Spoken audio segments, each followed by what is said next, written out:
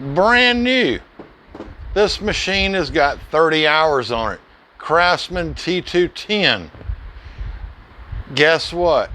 Same old story. Got fuel in the crankcase. This machine has a Kohler engine, actually, a 5400 series. Guess what carburetor these geniuses put on it this time? Welcome back to Rayleigh's Small Engines. I'm T-Bone. Will the hood come off? So here's the engine we're working on. Kohler, I'm gonna tell you what. So they put a Nikki on here, same one. We have the trouble on the Briggs and Stratton. Can y'all even read that? This thing is unbelievably close to a Kohler Courage, only I say that because of the way this top cover goes on. 1, 2, 3, and then there's a 4th bolt under the doggone air cleaner cover. Unbelievable. So if you notice, the spark plug wire is off. The reason is when the customer dropped it off, I pulled the spark plug out. Of course, gas come rushing out of there.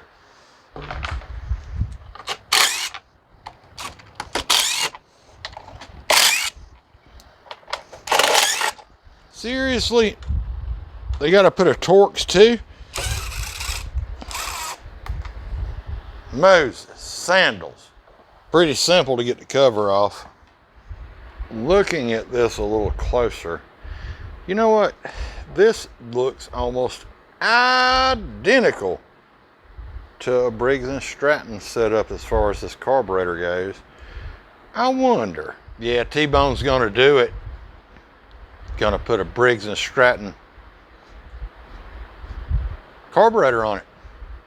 That was hard to do because Mrs. T was back there behind the camera and going, yep, that ought to be long enough. Is that long enough? Holy crap. Yeah, I went ahead to put a clamp on the fuel line. They got the fuel filter stuck way up under there. Let's go ahead and get this out of the way. We're gonna put a fuel shutoff valve on this thing. Am I clamp tight enough? Probably not.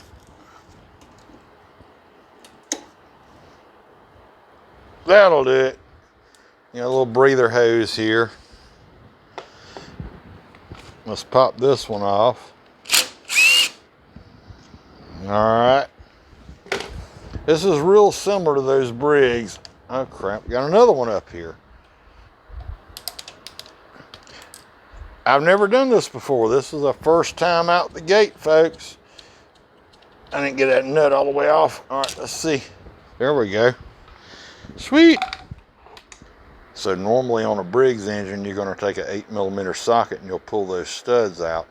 This one is already loose right there, so it should just slide right off. Of course it won't, Kohler. Look at that.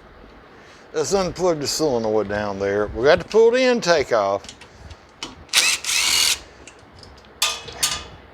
Never find that again. All right. Look at the gas coming out the intake. I hope that got caught on camera. So we got it in our hand now. There goes the intake sliding off. Boy, I tell you what. And all I'm doing, there goes one. Let's see, can we get this one out? Yes. Nikki, y'all saw that other video when I went from a Nikki to a Walbro, and I set it on fire. That's what needs to happen to Nikki. So 594, 593, y'all know that's my favorite carburetor. All right, so here's the issue. We may or may not get this work. I've never done this before, so the issue, the choke seems like it's gonna hook up just fine here. Now the issue being the throttle hooks up on this side of the carburetor on the original, this side on the new Briggs carburetor. So I'm wondering if I can swap this shaft over to this. I took a little measuring tool here. The barrel size is really close. It may even be the same. I don't know yet. Till we're going to take this apart. Y'all come on over to the carburetor bench. Let's see what we can do. All right, let's get started. Let's see if we can back these screws out. Get these shafts apart and see what's going to happen. Like I said, I've never done this before. Y'all are seeing this for the first time. Nobody has ever done this before that I know of. If y'all know somebody's tried this before, let me know. Be interesting. All right. There's one choke shaft, throttle shaft out. Let's take this other one out.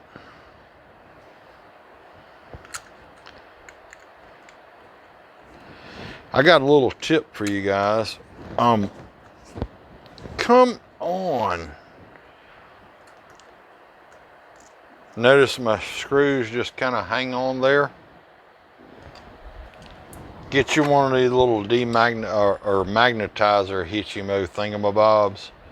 You just run your screwdriver around in there. That helps out a lot, especially starting these tiny screws when you got, as Mrs. Baby Steve the Trans's camper says, T-Bone got sausage fingers. That's what she says. She tells her husband stuff like that about me. Let's see about the length of this thing. You're not going to believe this. This is identical.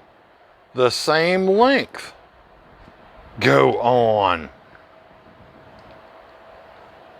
Is this progress? Will this... Folks, we might be onto something here. T-Bone may have solved something. I wonder do the screw holes match? I'll be, It works, I think. Question is, will it run after I do all this and done videoed all this mess? See right there, I just picked that screw up. Get it right on there. Briggs and Stratton carburetor on a Kohler. Kohler, are you paying attention? You get ready for a real designer or real mechanic, y'all. Give old T-Bone a call so I can turn you down. I don't know if you got enough money, but I'll straighten you out. Oh, go. I think this is going to work, y'all. What? Ray Charles can see that's a good idea. Yeah. So I just looked back over here, and you know that little bit of gas drained out of the fuel line over there, and you can see where it absorbed in. But that is water in their fuel tank. Guess I'm going to have to drain the tank. We're going to do a new shutoff valve, of course, and a new fuel filter. Yeah, sometimes you got to think outside the box. Look at the water. See the water bubble? It's water in the fuel. If you haven't clicked that subscribe button, please click it now. I don't know if this is going to run. This is the first time I've ever done this. So we're going to find out if this Briggs carburetor is going to run a Kohler. Y'all stick around. This is going to be interesting. All right, let's cut a little light on the subject. Going to hook the spring in the little hole. Can y'all see that? I hope you can. I'm going to point that in there. Now oh crap. Oh, put that back in there. I'm going to just put this in the outer hole just like on a Briggs, okay? There it is. Just something ain't right. Moses sandal. I think, it works like that. Yeah, now we're talking. Okay. You got to do the twisty thingamabob on it. Y'all saw that, didn't you? Is there a gasket? It looks good. Wiggle jiggle. Unbelievable. Like I said, let's clean out the inside of this intake. It's full of water. Perfect. Look at there. Let's get a couple screws or nuts on here. I know I've been bad mouthing Kohler. Yeah, Kohler's got some good engines. Old Kohler Command's a good one. Those old Kohler 7000s aren't bad, you know. But the Kohler Courage, seriously, I mean, come on, people. All right, now it's up there. Let's see, does our throttle work? You can't see my other hand, but our choke closes. Our choke closes. All right, throttle's tight. Oh yeah, it's looser now. So that seems to be working. Awesome. All right. Let's put this, got to go in the crankcase breather. Put this on. Maybe. Does the choke work? Yes, it's clearing. That's good. You know, I don't understand how people can keep a job and make such crap stuff. And I guess you don't have to be right. You just pretend like you're working for the Weather Channel, and you know, the Weather Channel, they never get it right, do they? I don't know. Can y'all see what I'm doing? I don't know. I'm using a shorter extension this time. All right, get up in there. Perfect. Beautiful.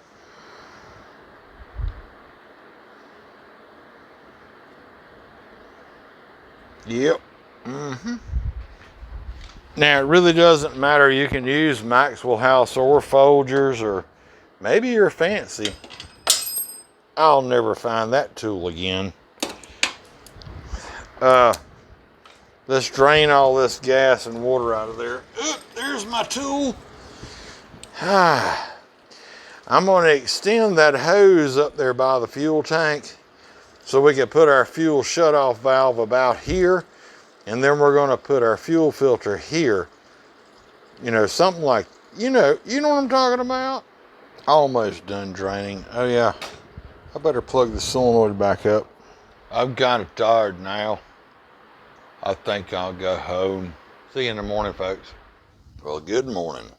They had this thing to where this fuel filter was way up behind here, so I just took and eliminated this whole thing. New fuel line. We put in a new fuel shutoff valve, a 10352 fuel filter. The part number on that fuel shutoff valve is a 5841 from Rotary. Okay, now we got that out where it'll sit up here real nice and neat. And so let's go ahead. Now you can use a Gatorade bottle. This is what I use. Kind of keeps from making so much of a doggone mess. Because we know we got to change this because doggone, we know it's full of gas. Gas, oil mix, whatever in there. I'm still going to make a mess. Watch. Not terrible. So clean this up good. I got to get a little oil on my finger. Hold on. All right, a little oil around here on the filter.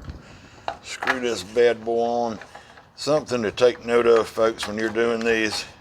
Get you a Sharpie of some sort and write the hours and the date on there.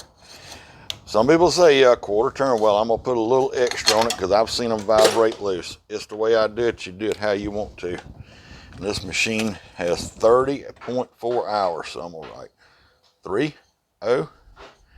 30HRS upside down and 623. That ain't no 3, is it, y'all? And then over here on this fuel filter, I'm going to do the same thing. Again, this part number is and be sure you got it going the right way. They got an arrow on there. 30 hours, 623. Now let's get this oil drained out of this thing. Well, I ain't going to drain it. I'm going to use my oil evacuator. So this is my homemade oil gas extractor remover thing of my bob, you know what I mean. I did a video, had a couple of fails on the first types I made, and yeah, a 5-gallon bucket don't work. It'll scrunch it up like an accordion. It's gonna get loud, folks.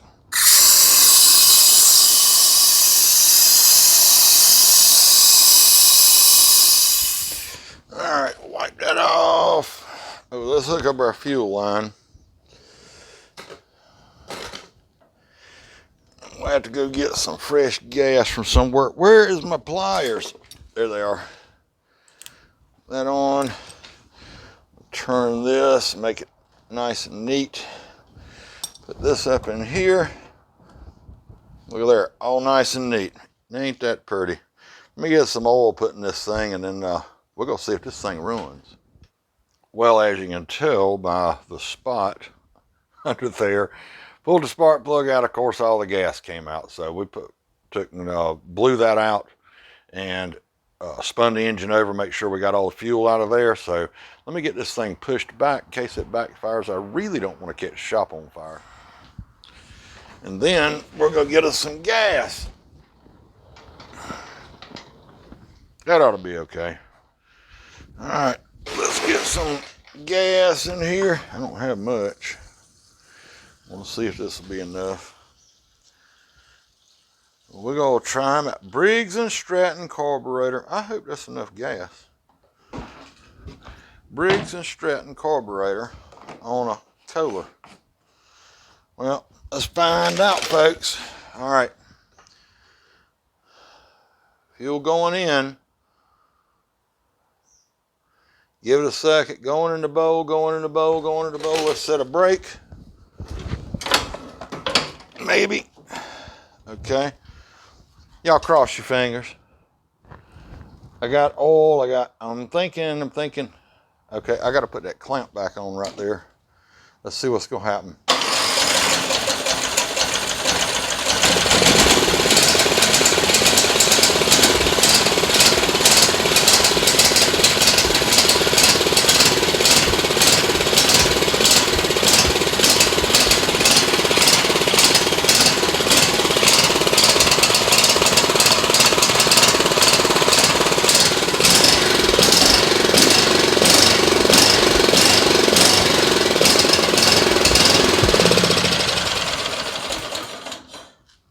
Well, y'all hear all that surging, so, Well, now we know it's surging. I don't think it's starving for fuel because as I closed the choke, it made almost no difference in there. So something's up. We're going to be up with the jetting in with this engine. So now guess what? Let's go fix that stupid Nikki. Golly. Y'all been around the channel for a while. Just had to cut this other camera on over here. You'll know how much I just love a Nikki carburetor.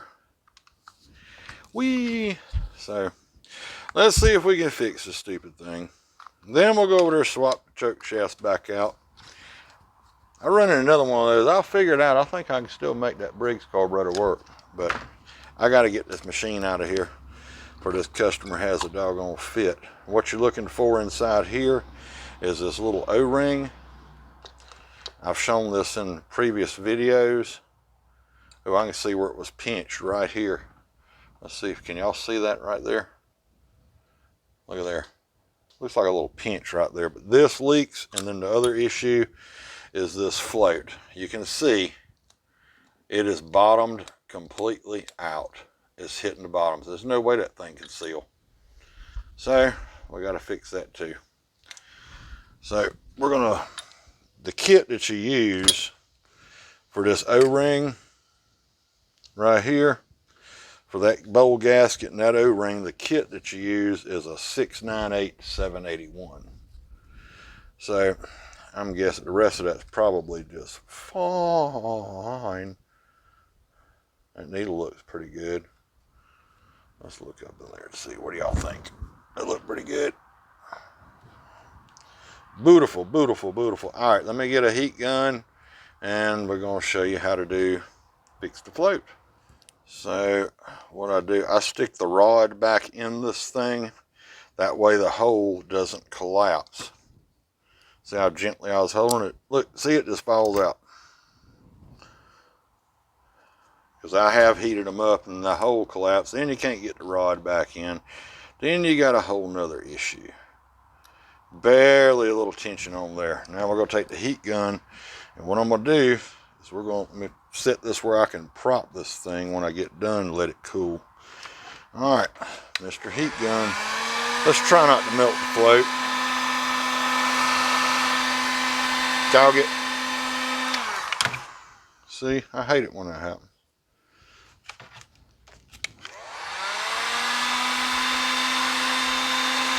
And once we get this warmed up a little bit,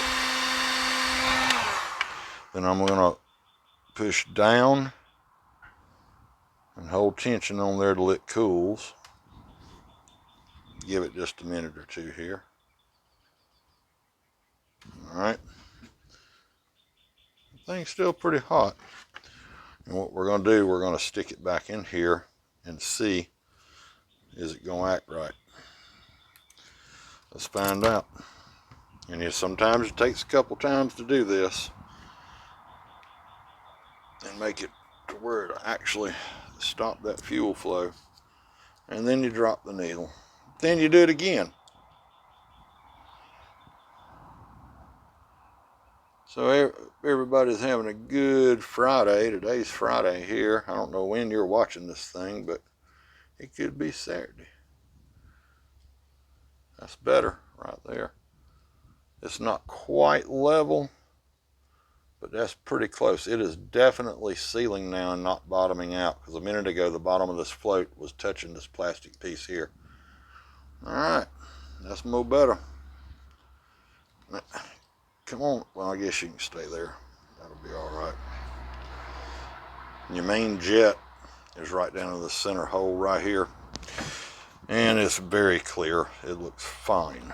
Let me see if I can get the air hose without hitting the tripod. Make sure there's no trash there. Then we'll get our new pieces.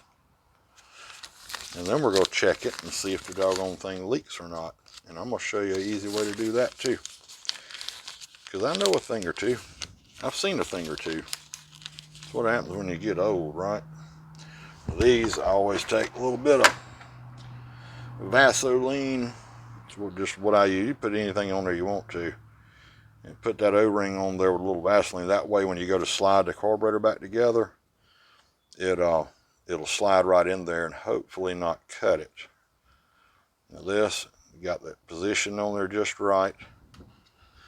And then, so that the gasket don't fall off, I put these together this way. Then flip it upside down. Piece of dirt. Dirt, dirt, dirt. There's a piece of dirt in the doggone bowl. Alright, perfect. Let's put it together and see if she leaks or not. What do y'all think?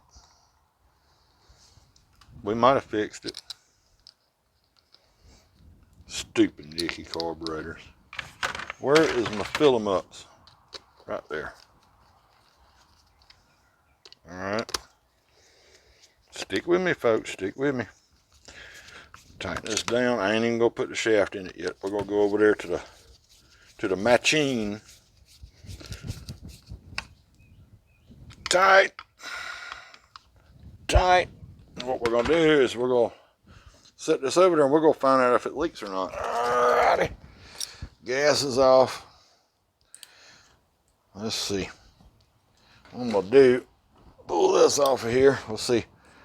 Good gas flow. And we're gonna hook it up to this old carburetor. And I'm wondering, see if I can make this just sit up here. And I'll show you, look at there. Well, it don't want to stay. Let's cut the gas on to see what's going to happen. Well, I'm going to show you up close. What we're looking for is the emulsion tube where it sticks up in the center, and make sure it's not leaking, because that's when it leaks out, it comes up above that emulsion tube, and that's where it runs into the engine. So let's let it sit here a minute and see how she's going to act. Well, I took it off of that stud right there. It just seems it's fairly level enough. Let me zoom in down here to show you what we're looking for. So after about 3 tries, and I kept knocking it off trying to get a light on there, I took it back over to the carburetor bench. You see that brass tube coming up right there. What happens is that float or that O-ring is not sealing the gas, you will see it come out of the top of that brass tube. I think we got this one straight. So another way to test this, get the old pressure meter, have your carburetor upside down, slide your hose on. We want to pressure test this and see if it's going to hold about 7 psi. If it'll hold 7 psi, and you can see it's holding good there, right there, perfect.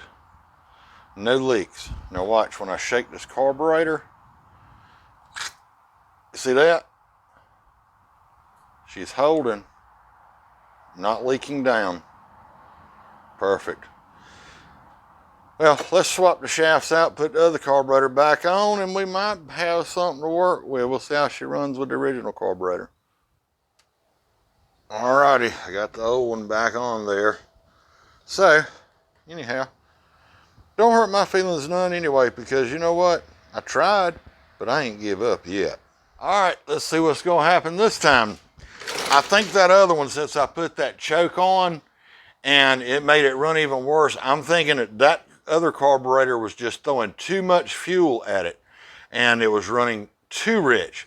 If it had been running too lean, when I put the choke on, it should have leveled out. So I think the jets are just too big. Let's fire this thing up and see what's going to happen. Almost.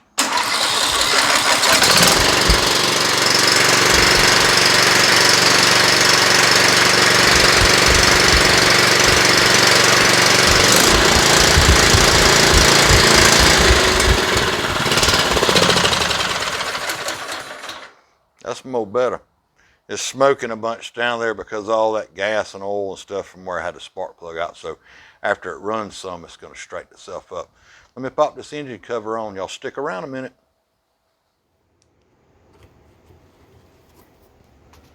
We appreciate you tuning in. Hope you had fun today trying to put a Briggs carburetor on a Kohler. I'm going to try again though. Y'all click that subscribe button. Give us one of those thumbs up. Come back to see us soon. Check out some of our other videos. Hope they'll help you out. See you next time.